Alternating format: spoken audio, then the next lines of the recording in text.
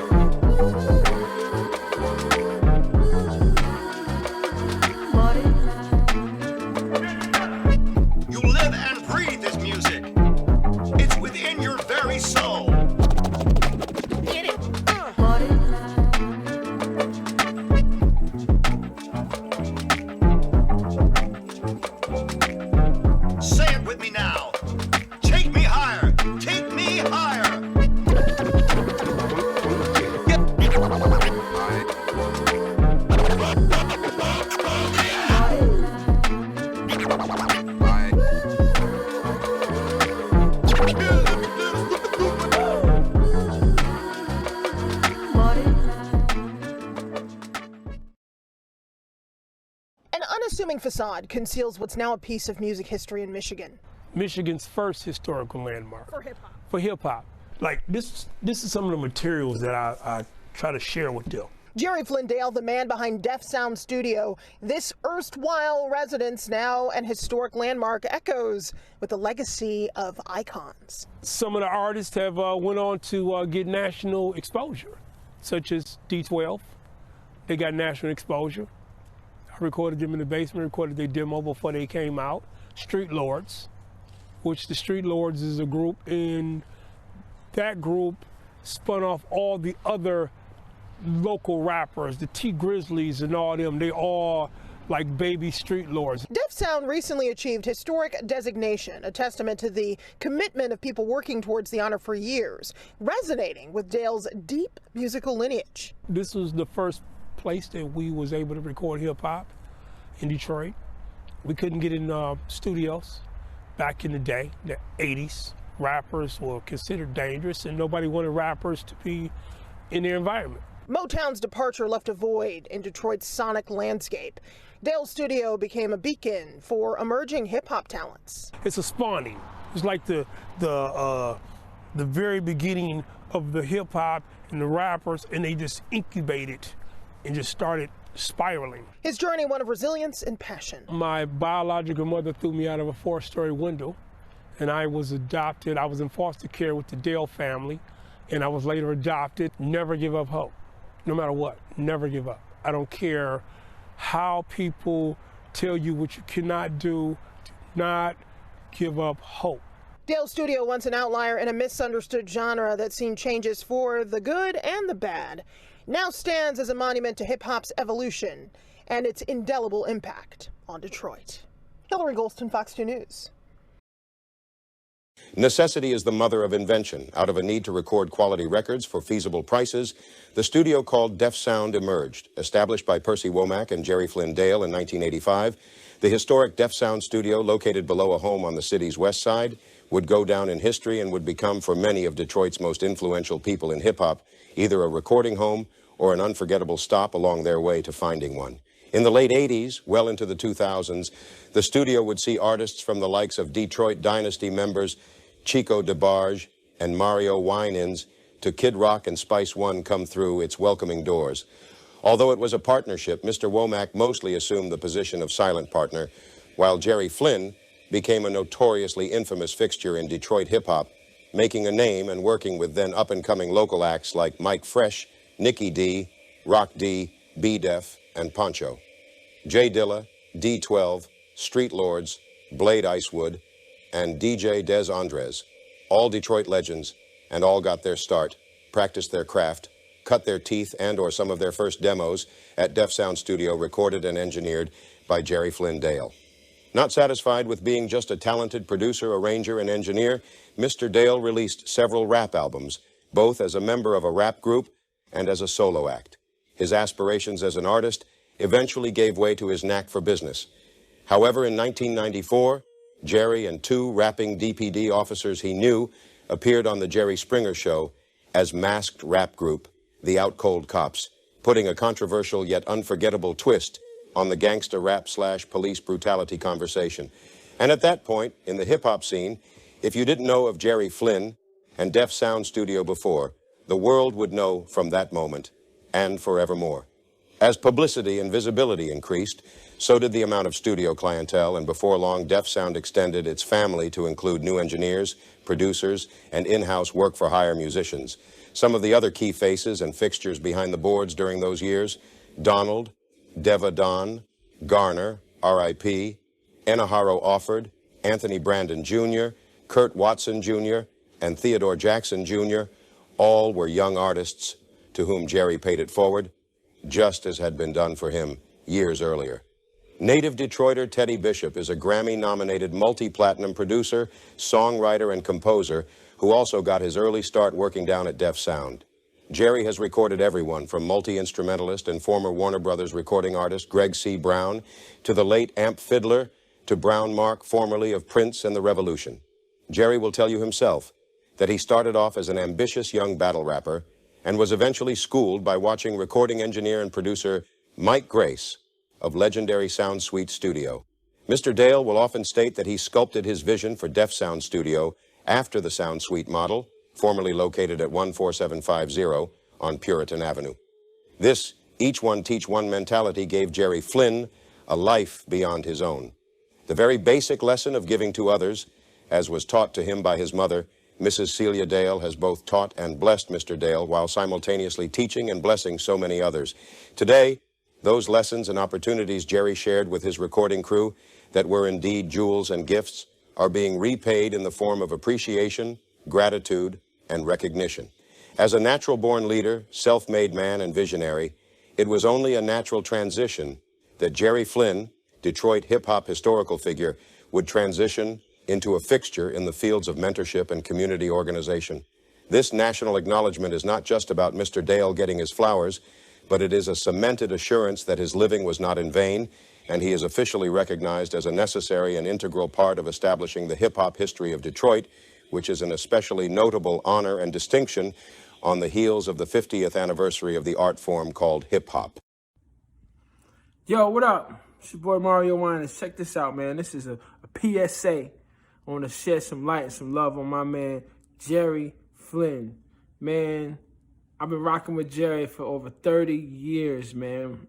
Jerry, when I first met Jerry, he put me up on the dopest samples. He had all the samples that I was looking for. I didn't even really know where to find these samples at. He really opened my mind to a whole nother element of like loops and hip-hop elements. And, you know, a lot of people don't really understand, but we was really adding that hip-hop element into gospel music way ahead, a long time before it really got notarized for being hip-hop and gospel music. But that's neither here nor there. But anyway, this message is about Jerry. Jerry, I love you, man. Continue to do what you do. You will always be one of my go-to guys for sounds and enhancement of sound. And I appreciate you, man. And we're going to keep rocking, bro. One love. Peace. All right, we have the pleasure and the honor to speak with a person that's really had a huge impact on my life. From the time I was a young shaver, just 15 years old, I met a person that can be called a father of Detroit hip-hop. He's certainly a Detroit hip-hop legend. He's in the history books. But, you know, to me, you know, he's Mr. Flynn. Jerry, who's taught me so many things about life, not just music, but, you know, life and the music business and in general, just over the years. And, you know, he's always been more of a family member than a friend. You know, we've known each other for over 30 years. And so I just want to introduce everybody to a good friend of mine who has always had a strong foundation in Black history for Black History Month. And, you know, I predict that in future times, he may be one of the people that's written about, believe it or not. But you will believe it once you receive it. And here he is. By the way, he's also on the radio in Detroit. So my listeners there, you'll be able to find him once he tells you where he is. And here he is, without further ado, Mr. Jerry Flynn. Dale. How you doing, Jack Frost? I mean, Jack Knife. Sorry about that. Jack Knife. That's because, both of y'all are my friends, okay? Yeah, right. It's cold outside. You're right. So, thank you for having me on your show. It's a pleasure, man, and it's a long time overdue. I've been talking to you about it for some time, and I just thought Black History Month, and with what's been going on concerning the historical monument that is the studio that I learned everything that I knew about the music business in, I just thought it was just apropos that now would be the time to talk to the man, Jerry Flynn. Well, we talk a lot, but it's not recorded. It's just me and you kicking it and just going from there, talking to everybody else who Def Sound alumni. I'm just grateful. Let me say this, I'm grateful that you, Greg, Tony Grown, my nephew Tari, so many other people that came through the studio, Kurt, Jason, Dwight, we was holding it down. And I'm just grateful that, we was able to all grow together and make history together. And certainly, I can't leave out room. Right on. It actually was Inaharo that introduced me to you. Me and him used to walk to school. He stayed on Ohio and I stayed on North Line. We would walk to school down Thatcher to Mumford High. And it was there that a guy in my class that cut my hair named Derek Hunter was listening to my rhymes in class. I rhymed in class and he was like, man, you need to hook up with this DJ I know named DJ Switchblade. And that's how I met Inaharo and came up with the name Jackknife. And it was Jackknife and Switchblade. And we came down to Def Sound Studio, recorded my first demo, age 14 or 15. And since then, we've been through many adventures together. But I never forget it. I never forget y'all because y'all were like this new teenage energy, and let's add DJ Dayz to the picture as well. Yes, and without a doubt. So it was, and Quentin, Sean, and Troy. So it was a lot of y'all. It was like a new clique. I never can forget it because y'all just gave me newfound life. Because when y'all came over, I'm like, oh my God, this is new energy right here. This is the new. Now, while we're on that, as a person who's seen the Detroit hip-hop scene go through many changes, ups and downs, and turnarounds, what do you think about the new focus on the Detroit scene? A lot of rappers nationwide in their interviews are, saying, openly that Detroit rap is influencing their styles. What do you think about that? I'm proud of him. I'm proud to be a grandfather. Proud that, these are offsprings of the platform that we help create and nurture. Now, I'm displeasure that they're taking a position that no one inspired them in the city of Detroit. See, that has to be bogus because someone had to inspire them. They just did not come out of the clear blue sky and influence themselves. No one can do that. No one does that. I mean, every creations have a creator. They have somebody that they got something from. I don't care if it's from Blade Icewood. I don't care if it's from the Street Lords. If you take Blade Icewood, the Street Lords, and Juan, you still got to come back to Def Sound, which is factual.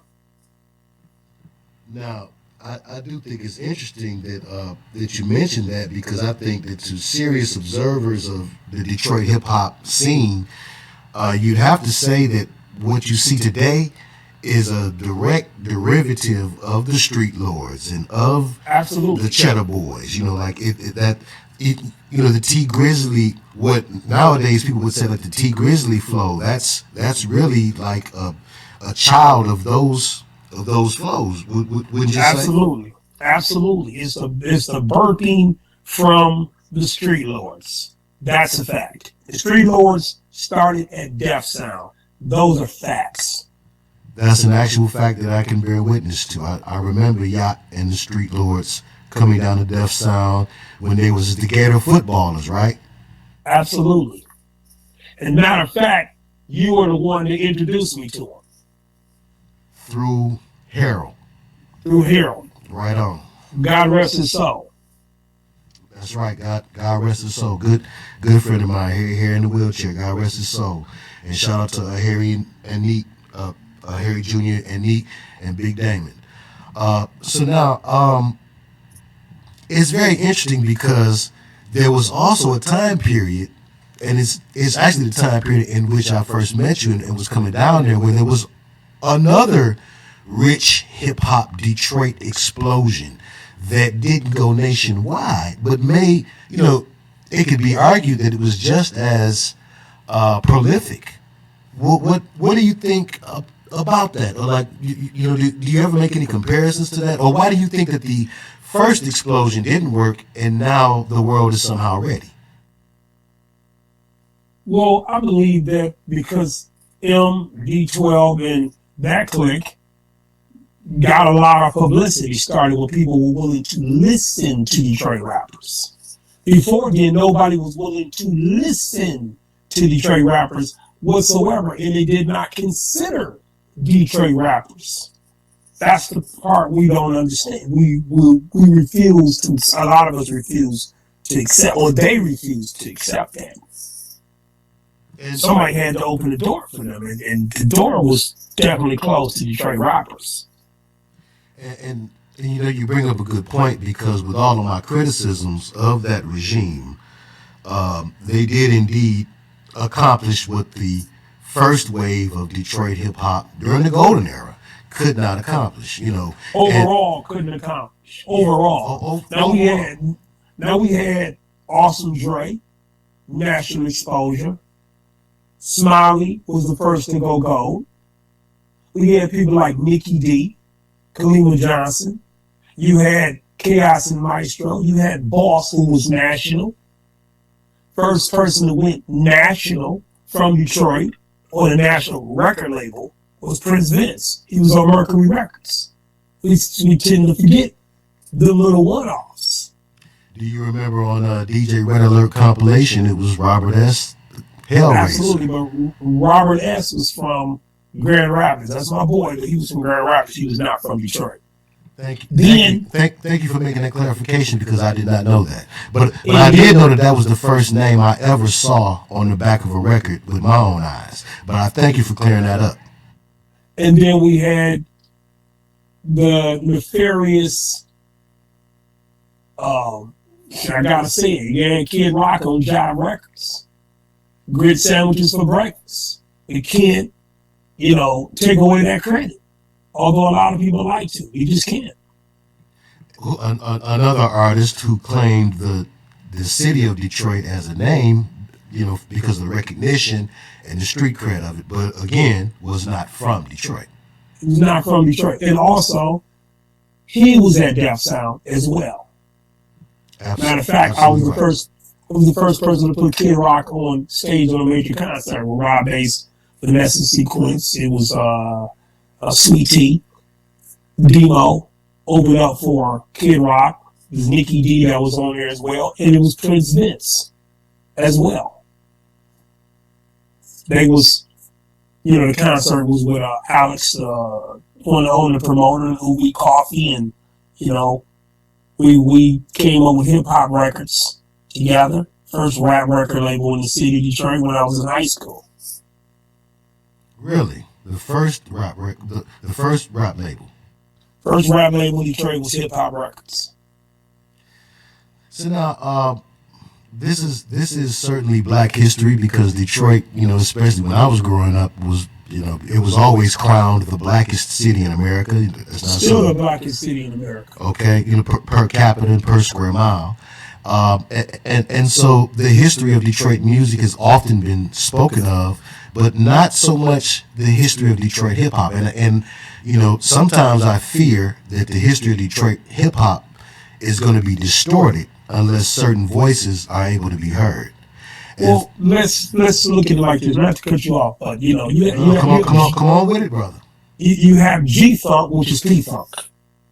G-Funk is a derivative of Detroit Parliament Funkadelic bass. Detroit recorded Parliament Funkadelic in Dayton, Ohio. okay, which is also a funky Midwest city. Look at all the funky artists that came out of Dayton, Ohio, which was like 2 square miles of each other, all the groups that came out of there. Slave, Steve Ayrton, Fazo, Roger and Zapp, you know, you name them. The Dio. They all came out of Dayton, Ohio. Maybe, Ohio's a very funky city. maybe something in the State, I water. mean. Oh yeah, definitely. Or in the tribes that migrated there. Now I thought it was interesting too when I found out that most of the Zapp hits that like became G-Funk standards were recorded at United Sound Studio in Detroit. They were recorded at United Sound in the disc. Because they were first produced by Bootsy Collins and George Clinton for Uncle Jam Records. Matter of fact, Butch Small, Carlos Small, father. And Carlos Small is DJ Los, who was a guest on this program. Continue. His father was the one who was the percussionist for Parliament Funkadelic. So it's that connection of Detroit, Parliament Funkadelic. The Ohio Players was on Westbound Records on Grand River. I had no idea that Westbound Records was on Grand River. Absolutely. If you look at the label, you go get a picture off the internet, you see the label, it says Grand River, Detroit, Michigan. Wow. Because Detroit had a lot of record labels in Detroit back in the day. I'm just about ashamed to admit that, like, this is my first time realizing that Westbound was a Detroit label. Absolutely. Parliament Funkadelic, remember? Westbound. Right. That makes perfect sense. Wow, that's interesting. Now, tell the people a little bit about the studios of legend that produced these massive hits that have been sampled umpteen times. Some of which a few of those studios. Well, a couple of them you just named. 2 major ones. I named United Sound, and then you said the Disc, which is also, well, it's the Detroit area. Was it always on 9 Mile? Yes. Which would technically place it outside of Detroit. So we're gonna be It's outside of Detroit. Right. So if you want to be technical, it's metropolitan Detroit. Now we also have to put in place a Sound Suite studio where I learned how to record records. Right there on Puritan Avenue. On Puritan, right. Puritan and Lauder, between Greenfield and Hubble, where I learned how to record records, and I cut my teeth up under the close tutelage of John Lewis and Mike Grace. Now, for those who may not know about some of the hits that may have come out of these different studios, if you can remember any, share if you can. Well, one record that everybody knows, Wide Receiver. Mike Grace recorded that. Michael Henderson, Wide Receiver. Really, right there on Puritan, huh? Right on Puritan. The Enchantments, Sunshine, Gloria. That was recorded there. Wow. Working on the Night Moves. Bob Seger recorded there. Anita Baker recorded her album there. Aretha Franklin recorded there. Parliament Funkadelic, Brides of Funkenstein would rehearse on the B side in the garage. So you can go on Sound Suite anytime and see anybody in it. The first place that the Winans recorded was there at Sound Suite. That's where I met the Winans at. So now, And Vicky Winans, Mario Winans, the whole family. So now that we swing on back around, let's talk about some of the notable things that went down at Def Sound. Before we get there, I have to give a shout out to RJ's latest arrival, who subsequently, Jay Dilla was put out by RJ Rice from RJ's latest arrival. Actual facts. Actual facts. And before we get to that point, I was the first rapper that RJ let in the studio with him. I was 14 years old, and I used to sit on his sessions. And like I was the furniture. And I got trained up under RJ. And for those who aren't familiar, RJ's latest arrival's biggest or most familiar hit would be Shackles on My Feet. Right on. Shackles on my feet won't allow me to move. And see, when I was younger, looking at RJ on Soul Train, and then able to next day be in the studio with them, it was incredible, because back in the day, Soul Train was it. You're looking at someone on Soul Train. I can call them on that I personally know. That's my mentor and trainer. And when I first got to Sound Suite, I got brought into Sound Suite through Harry Bowens, who was a member of Was Not Was, who is a member of Was Not Was. John Was, who was the leader of Was Not Was, produced the Rolling Stones, Bonnie Raitt. He is the president of Blue Note Records, and I'm sitting, in rehearsals with David Murray, who's the first person that trained me in Sound Suite. David Murray, he's considered one of the greatest saxophone players ever in the history of the music business. You can look him up. Okay, so now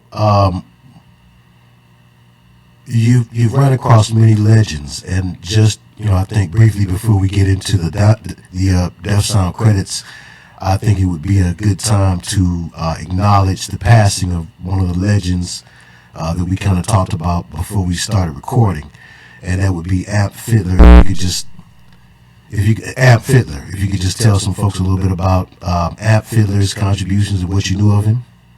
Well, Amp was the person that discovered Jay Dilla before he took him to RJ.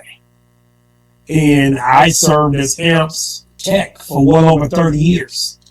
The hip-hop industry had not had a digital recording. Excuse me. No one was recording digitally.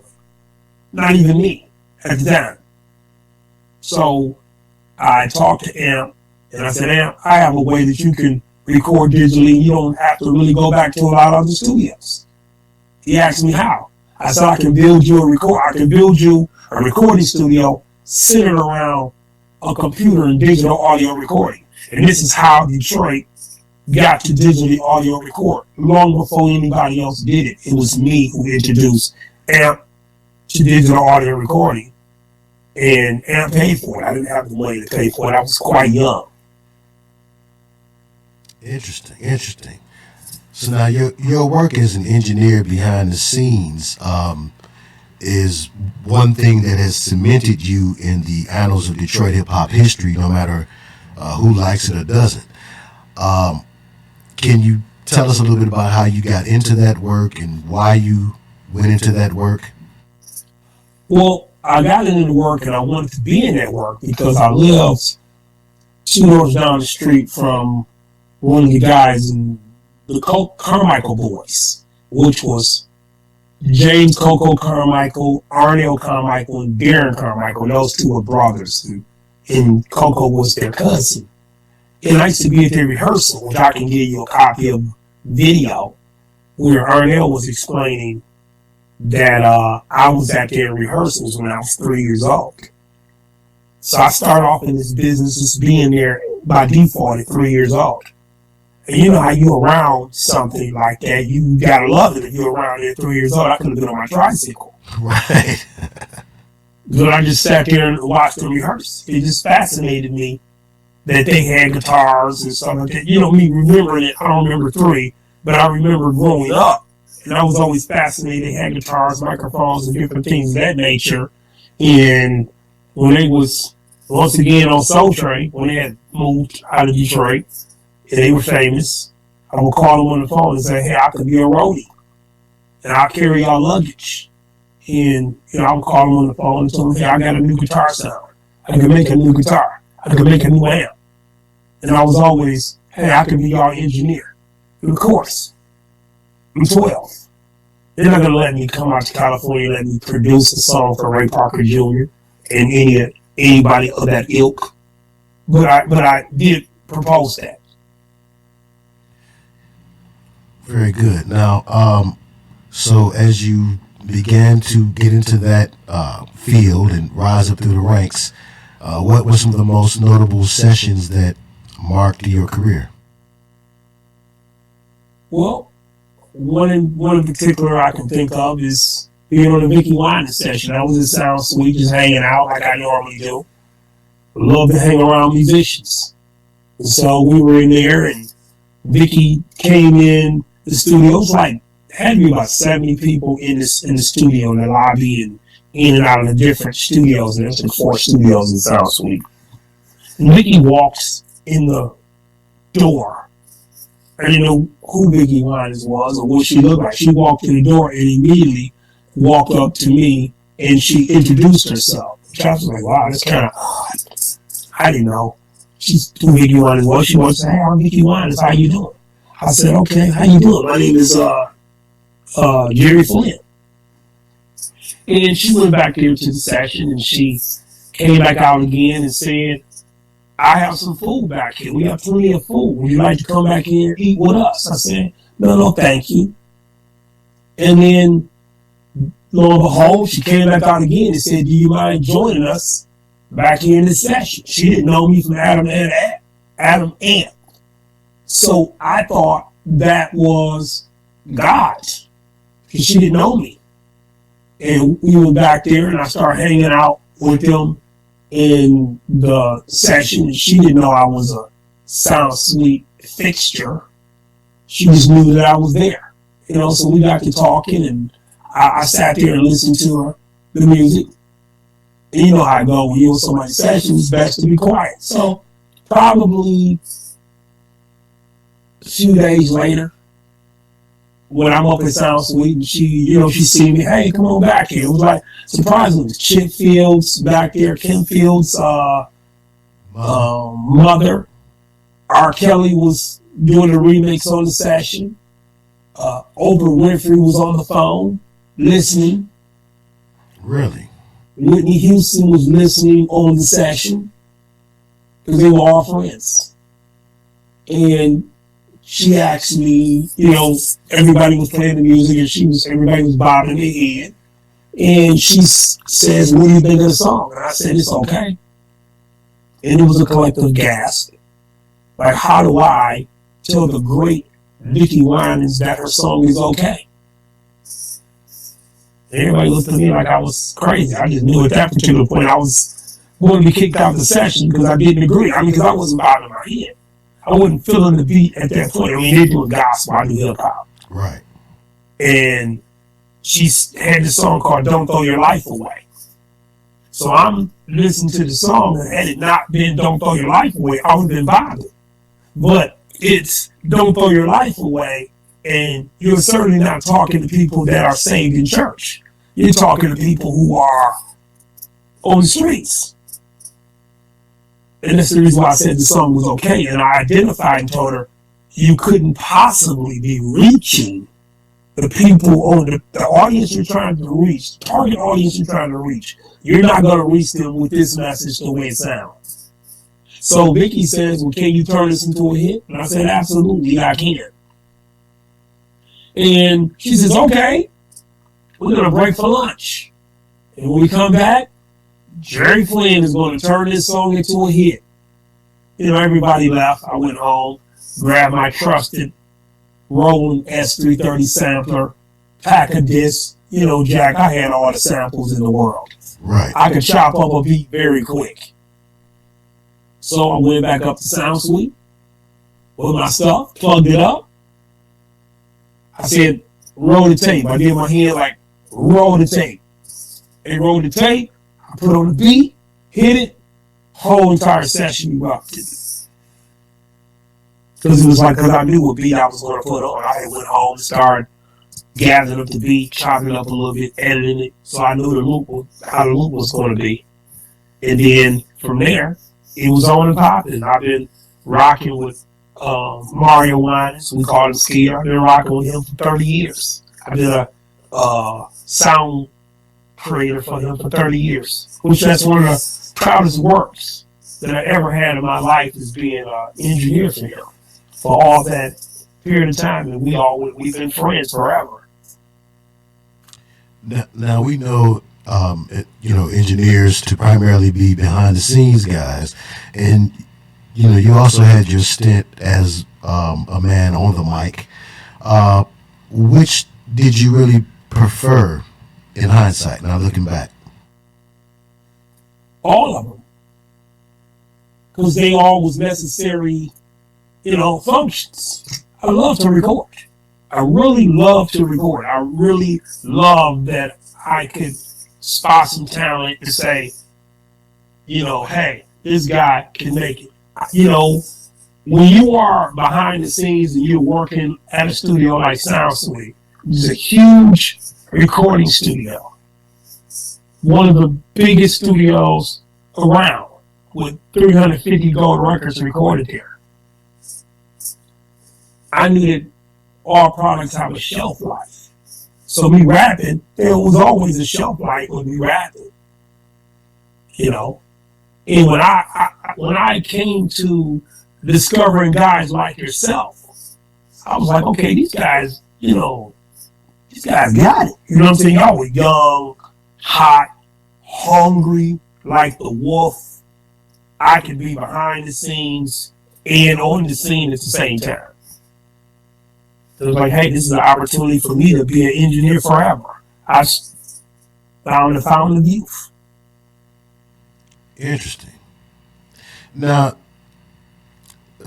let's just take a little turn, if we will, toward the direction of artistry. And I would just like, as a person that's watched the progression of hip hop, like I like to say sometimes to the younger viewers, me and hip hop is the same age if it's 50 years old, like they say. But you having the experience that you have had watching the changes in hip hop, the commercialization, the conscious rap era, the mumble rap era, today the ratchet girl rap era. What commentary do you have on the changes and where it is today versus where it was, if any? Well, it's the commercialization of hip hop. That's what changed it. First it was nobody thought any money was in it. And no one saw that it could be a mechanism for social control or social degradation, so to speak. And when you get to that point of understanding and recognizing that function, you think a little different about this when you get to that part. And as elder statesmen in hip hop, you notice the old adage that it's a young man's game is not lost on hip hop music. Just personally, do you think that there's a place for eldership in this particular genre, like you find in jazz, you find it in rock and roll? Absolutely, absolutely. I went to the 50 years of hip hop. Sheriff's One was killing it. Okay, people have to find their niche. I mean, Jay-Z is 48 years old, something like that. Still selling records. Nas, 2 Chainz. A lot of people still selling. You have to find your niche, what works for you. I can't see myself just coming out with a new record or as a record. But I can see myself coming out with a beat collection, a beat pack, or here's some of my preset EQs that you can use for your production. I have a myriad of different hats. I'm the chairman of the board of the McKinney Foundation. I'm the co-founder of the Hip Hop Chamber of Commerce. I have a lot of functions that I do in the community. I have the Def Sound historical landmark, Def Sound, the birthplace of Detroit hip hop. I have all these different hats that I'm wearing.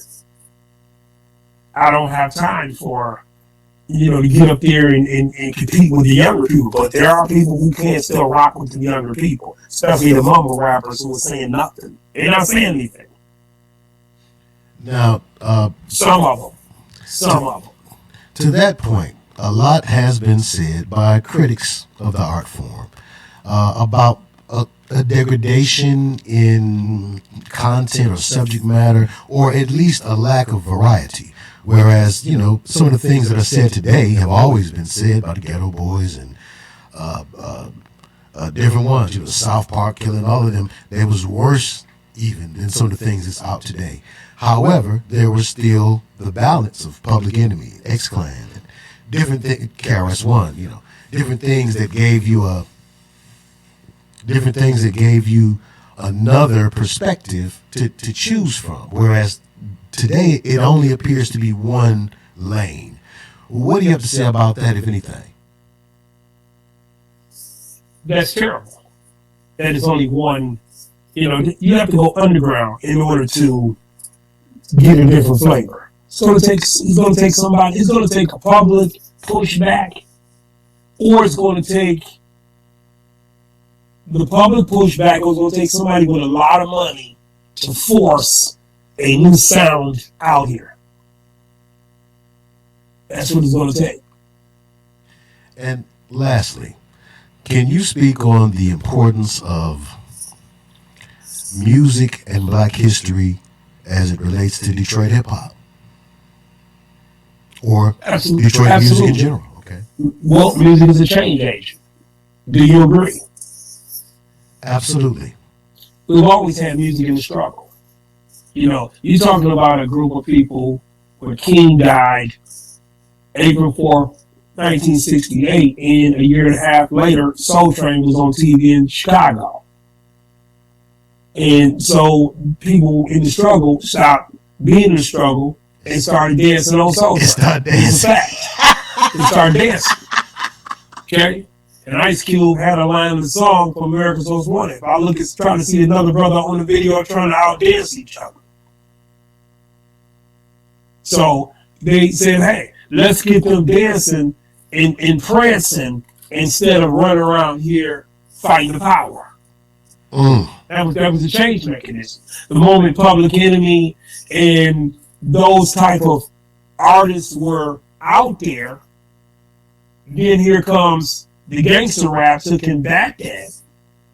You know what I mean? And then everybody else said, hey, I can jump on that. In the underground, you know, Ice Cube and them wasn't on the radio.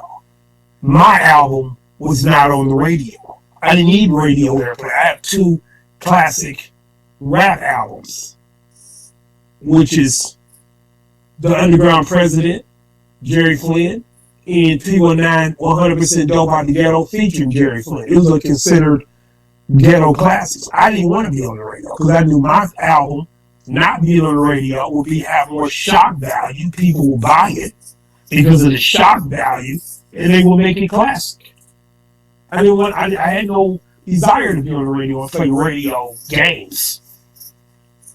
So I understand how that part goes. And I thought, you know, I also thought about that time period and how it was almost like a taboo thing. Like, you know, people would say, like, "Yo, turn off the radio." You know, a lot of the MCs were pushing the idea that, hey, we don't need the powers that be. We don't need the radio. And it appeared that perhaps this art form would be self-sufficient. It also appeared that this art form would be conscious. And it was growing in consciousness and growing in awareness up until a change came with this gangster rap. It also appears that they threw CV4 in the game. Talk about it, to blow it up. Right. So when you have CV4 rappers, you have to. It's a lot of things that most rappers have never considered, like controlling your intellectual properties. You don't control your intellectual properties, you don't control this game. So when a Master P comes along and things of that nature, kind of scared the bejesus out of a lot of record companies, because they're like, whoa, here's this guy coming along and he has his own master and he paid for his own stuff, and now it's not the best rap in the world by no stretch of the imagination, but he's in control. See, rappers are a little bit different than the R&B cats and the jazz cats for this matter. A rapper will come along and say, hey, you know what? I'm about to put out my own album. If the record company don't believe in me, I believe in myself. I'm going to start my own clothing lines without the permission of the record companies. So since, they got a little beside themselves, the record company started saying, hey, how about we give them a 360 deal? Because if you are at this point of saying, I don't need the record company, right? Right. AKA what Prince said, and everybody want to go solo dolo, what do you think they're going to do? They're going to say, okay, you want to go solo dolo, that's fine. But, in order for us to let you in the system, we want you to sign a 360 deal. And get a cut off of everything. And we're going to get a cut off of everything that you make. Isn't that like the dope game? You on our territory? Right. Since you on our territory, this is how the game is going to be played. That's the way that go. They of course they took rap, hip hop, they took it like it's a joke. So they started making billions of dollars until the billions of dollars started coming in. And at some point, MCA had a slew of R&B acts on MCA. This was like in the late 80s, very early 90s. So if you have an artist on your album, on your roster, producing an album, that album costs $250,000. And you got somebody like myself in the basement with a 24-track studio. And the record company say, you can go over there to Jerry Flynn. And they pay me to record your album. Who do you think will get the business? Me? Or the bigger studios who charging all this large sums of money? They're going to come to me. The rappers in Detroit didn't even have a blueprint on how to do this until they came to Def Sound. They didn't know. 90% of them never been in a recording studio before they met me. That's a fact. And they definitely never been in a rap recording studio with 24 tracks. I don't care what rapper tell you they had 24 tracks before me. It's lies to the pit of hell. Everybody, because first of all, they couldn't afford it. Having a 24-track tape machine means you have to have some money in order to have the tape machine. Then you have to have money to keep it up. Then you have to have money to buy tape. It wasn't an easy task. It's not like now that some kid get a laptop, download a stolen copy of Fruity Loops, and now they FL, and now they claiming their record label, their production company. It didn't work like that back in the day. Right, nothing at all like that back in the day. Nothing at all. Those reels were very expensive, and they only held so much music. So you had to have. They only held 3 songs. Right, so you had to have quite a few reels, if you was serious about making music, right? That's right. If you're doing an album, you're probably gonna need about 8 reels. It only holds three songs per reel at 30 IPS. 6 songs at 15 IPS. Those are facts. I can break down so much of the facts, the money, how, the maintenance, the contracts. I can break it all down because I was there first. I answered the phone for RJ. Then the record companies were calling SoundSuite. I was the first person to answer the phone. After high school. I was a teenager. In hindsight, this is just a question I've been curious about. Why don't you think that major labels came through here and threw money?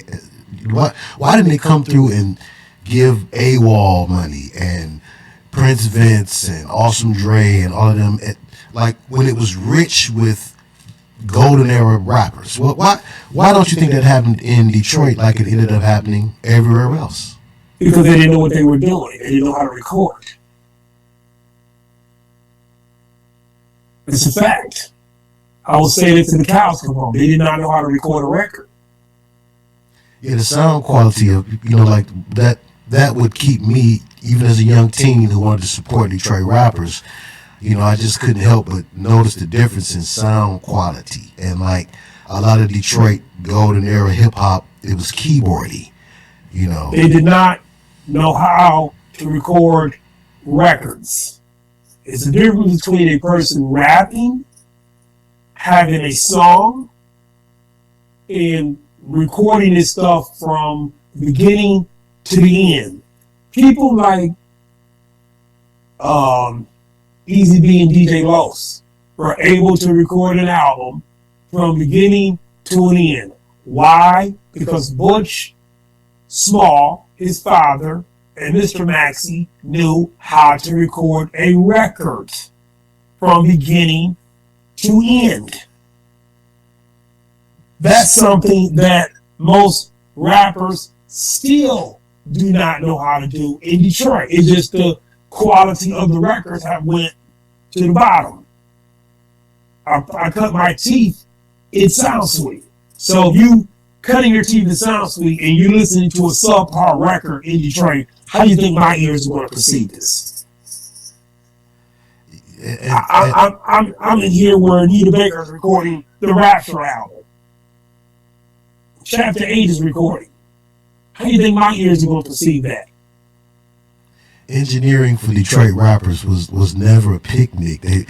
Sometimes their demands and, you know, like even the demands on the engineer, it would be outside the scope of what you knew would sound good. But like, I must concur. I remember engineering up under you and just noticing how like they didn't know nothing about nothing, but still wanted a certain way.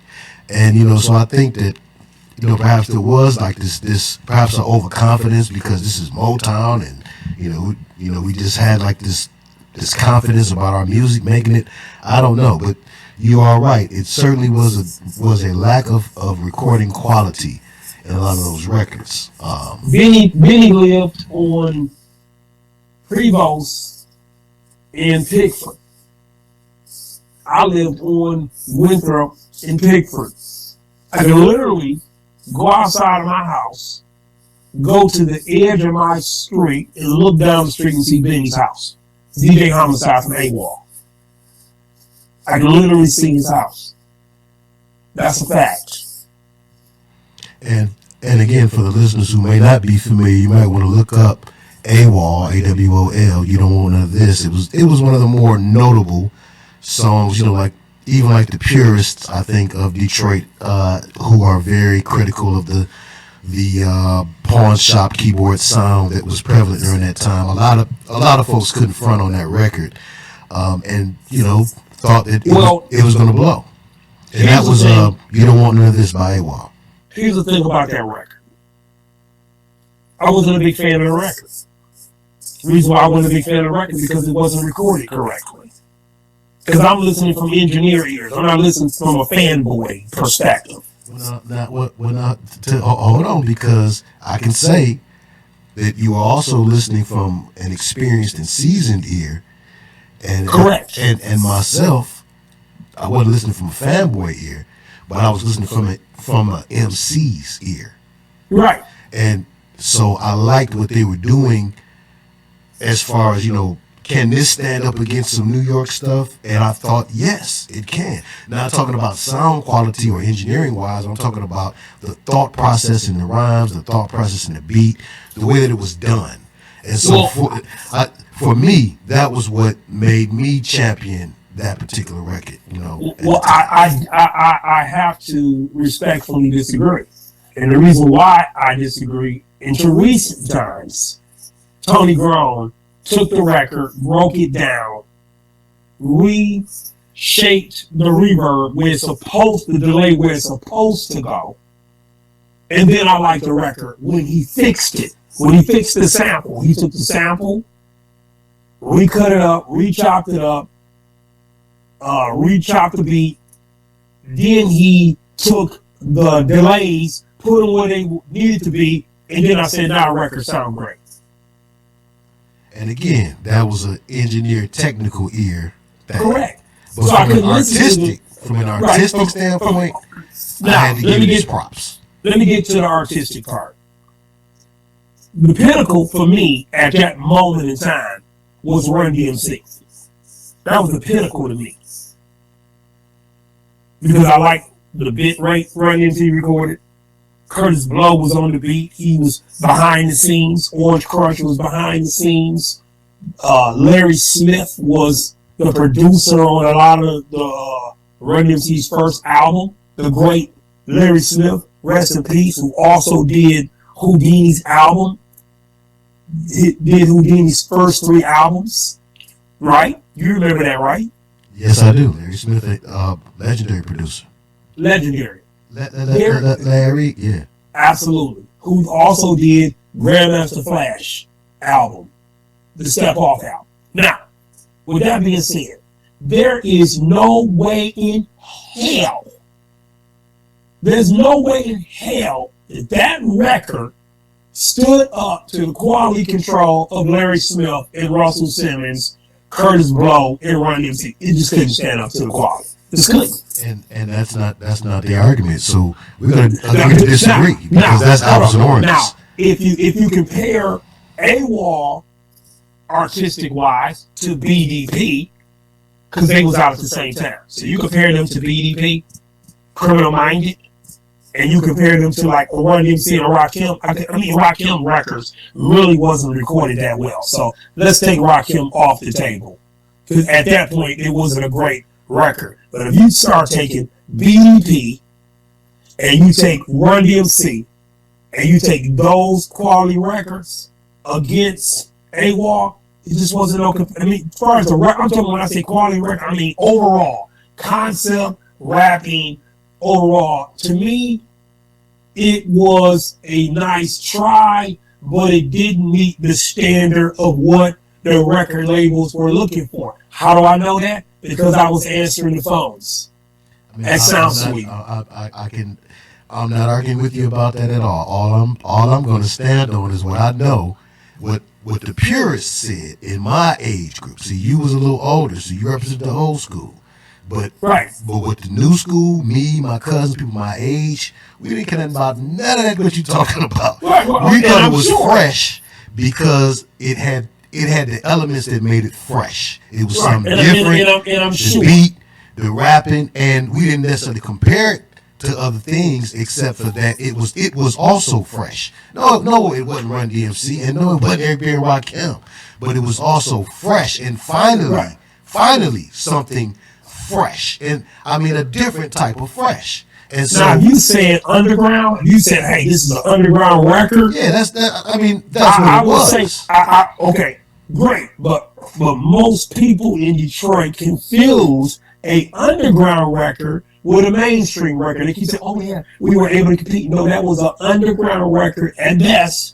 It was not mainstream. Without a doubt. And you know, I'm not most people in Detroit, so I wouldn't make that assumption. But again, just clearly talking about records that the young, fresh guys thought was fresh and had a chance. That was at the top. Like you talk to DJ Dayz, he gonna say the same thing. Like that was one of the ones at the top of the list. You know, so that's all I'm saying about the record. If you're talking about Detroit, and then once again, it was an underground record, but I have to go back to me being blessed with the ability to sit behind an SSL 4000E console with all this equipment. Okay? So I'm looking from a different perspective of me sitting behind a console like in Sound Suite, and I can go from room to room to room and say, hey, this is the standard.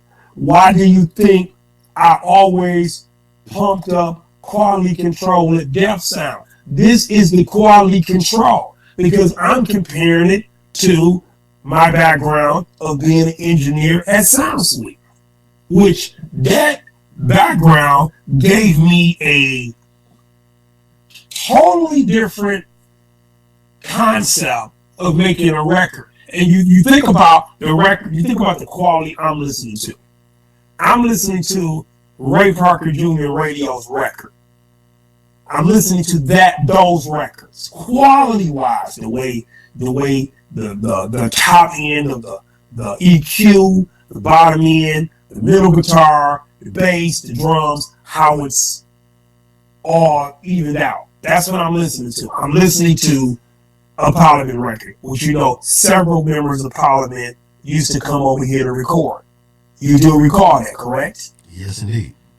So if I'm listening to Ray Parker Jr. records, definitely Motown records, we listen to a ton of James Brown records. Me and you and Tony Brown sat there with the S330 sampler for countless amount of hours sampling anything we wanted to sample, correct? Correct. There was no time limit on you being able to sample and use that sample, correct? Correct. So if you have the ability to sample and record as much as you want to, no limits. Only limits was when we had sessions. And then I go and listen to some other records from Detroit. It's unfortunate that they didn't have a 24-track studio to record at, or even rehearse. Let me just interject right here and just tell the listeners this is one of the reasons why some of you call me a music snob. This guy right here. Because he's being 100% real. And yes, it is true. And his argument has proven true over the years. Quality has won. Sound quality has even usurped content. At this stage in the game, everybody has a certain level of sound quality that they expect, or they won't even listen to it. We can say that at that time, hip-hop at least hadn't gotten there. Yes, when you're listening for soul music, you listen for certain separations and arrangement and panning and blah, blah, blah. But at that time, really, it was Dr. Dre that put a focus on engineering as a whole across the industry.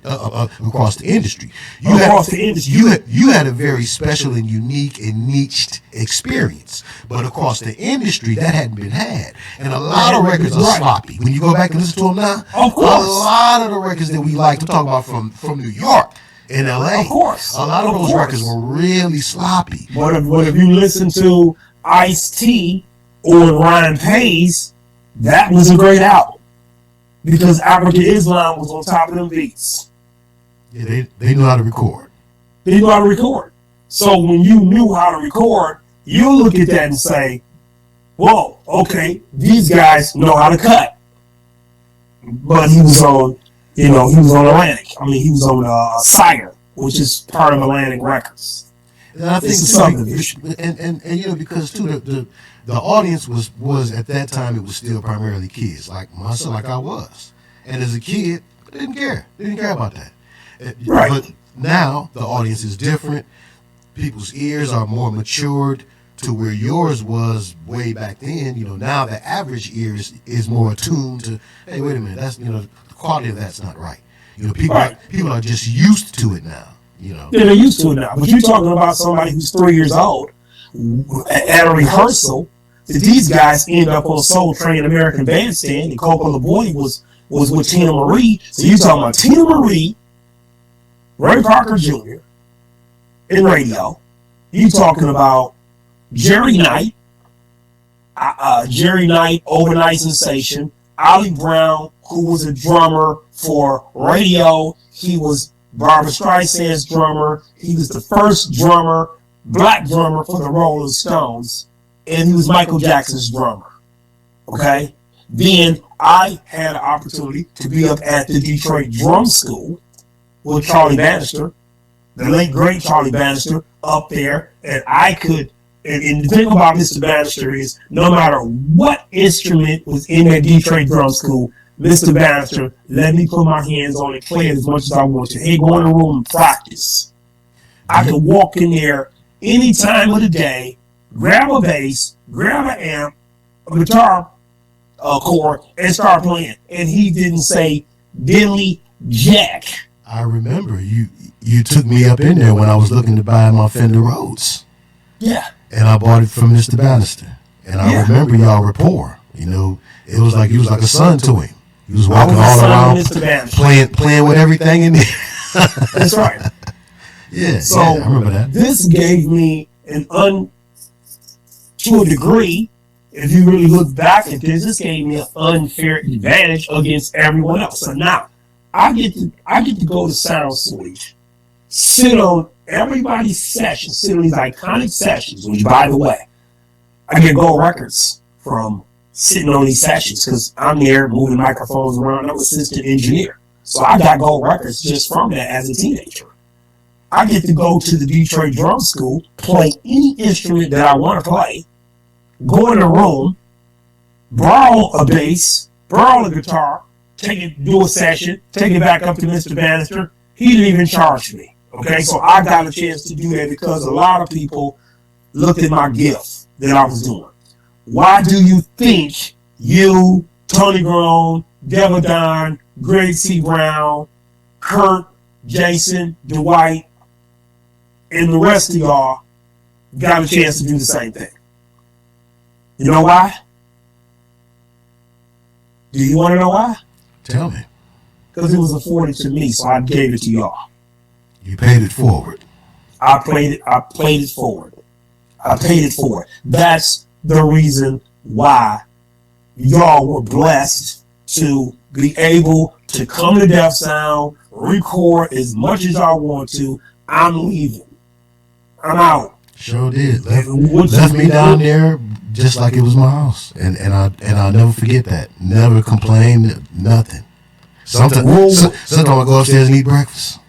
Absolutely, because I wasn't eating. I wasn't eating the food, and my mother cooked a lot of times, and y'all got a chance to eat dinner. I'm like, hey, my mother was like, hey, well, I'm not eating that. I'm eating something else. My mother cooked a steak. I don't want that. I'm just gonna go get a pizza. And Rue, my mother would leave in a hall with the keys, and you lock up. You give us the keys tomorrow. And when you can do that for someone else, that's what makes you great when you have a lot of rehearsal. Y'all didn't jack the time off like y'all just didn't care. Y'all just said, hey, it's a great opportunity. And when you get used to that, you're able to make great records when you get used to that. Because it's a standard there that y'all got a chance to work on that stuff like that. And we made some great records down there, and I want to thank you for those experiences. I know I thanked you before, but I want to thank you publicly because a lot of the folks here have heard my music and they like it. But it was Jerry's opportunity that he shared with me that allowed me to cut my teeth and to learn how to chop and sample beats and make drums and all of those things and record lyrics, and that gave me a skill, man. That gave me a skill in life, and I will always cherish that, and I thank you for that, man.